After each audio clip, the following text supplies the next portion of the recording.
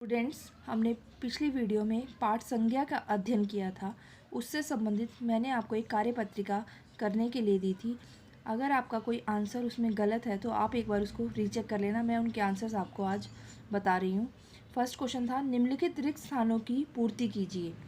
संसार में कोई सजीव हो या निर्जीव, सबका नाम डैश कहलाता है। इसमें क्या भरना है आपने?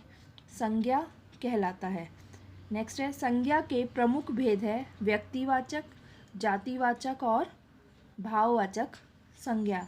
ये प्रमुख भेद हैं। वैसे संज्ञा के 5 भेद होते हैं पर ये प्रमुख भेद हैं।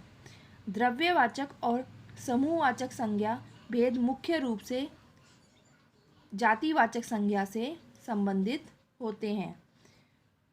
सेकंड क्वेश्चन था, सही विकल्पों का चयन कर उन पर सही का चिन्ह लगाइए। व्यक्तिवाचक संज्ञा बोध करवाती है। इसका आंसर था विशेष व्यक्ति वस्तु स्थान का। सेकंड है, जातिवाचक संज्ञा बोध करवाती है विशेष व्यक्ति का, संपूर्ण जाति या समूह का, द्रव्य पदार्थों का। इसका आंसर है सेकंड वाला, संपूर्ण जाति या समूह का।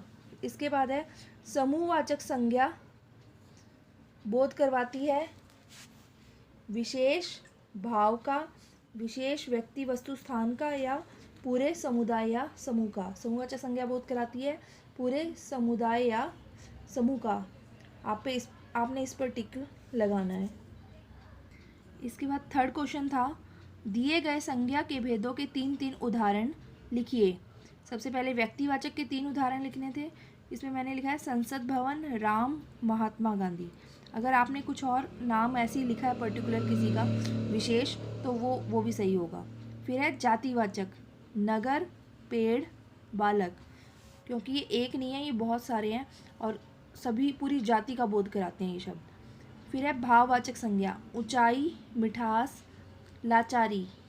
फिर है द्रव्यवाचक संज्ञा, सोना, दूध, पानी। फिर है समूहवाचक संज्ञा, इसके 3 उदाहरण हैं कक्षा, टोली, सेना।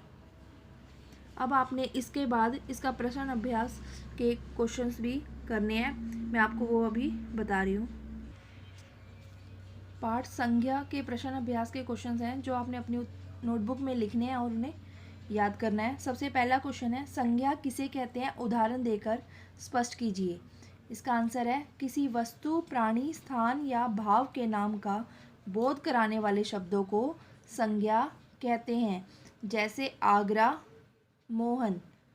आपने अभी जब संज्ञा का पाठ पढ़ा था मैंने आपको ये बताया था कि संज्ञा किसे कहते हैं। संज्ञा किसी भी व्यक्ति, वस्तु, स्थान या भाव के नाम को क्या कहते हैं हम? संज्ञा। सेकंड क्वेश्चन है, संज्ञा के कितने भेद होते हैं, उनके नाम लिखिए। आंसर है इसका संज्ञा के 5 भेद होते हैं। सबसे पहले व्यक्तिवाचक, फिर जातिवाचक संज्ञा, फिर भाववाचक संज्ञा, फिर द्रव्यवाचक संज्ञा और फिर समूहवाचक संज्ञा। इसके बाद थर्ड क्वेश्चन है, व्यक्तिवाचक और जातिवाचक संज्ञा में अंतर बताइए कि इन दोनों में क्या अंतर होता है। सबसे पहले व्यक्तिवाचक संज्ञा, वे संज्ञा शब्द जो किसी विशेष व्यक्ति, स्थान अथवा वस्तु का बोध कराते हैं उसे व्यक्तिवाचक संज्ञा कहते हैं। जैसे राम, गीता कि विशेष व्यक्ति का बोध करा रहे हैं। सेकंड है जातिवाचक संज्ञा, वे संज्ञा शब्द जो किसी जाति की समस्त वस्तुओं अथवा प्राणियों का बोध कराते हैं जातिवाचक संज्ञा कहलाते हैं। कि एक पूरी जाति का बोध कराते हैं वो क्या होते हैं? जातिवाचक संज्ञा शब्द। जैसे लड़का, पेड़।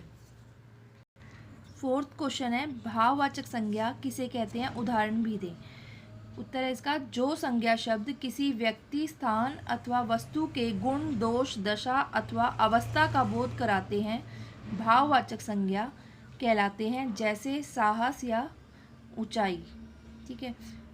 उसके बाद है फिफ्थ क्वेश्चन, द्रव्यवाचक संज्ञा और समूहवाचक संज्ञा में अंतर बताइए।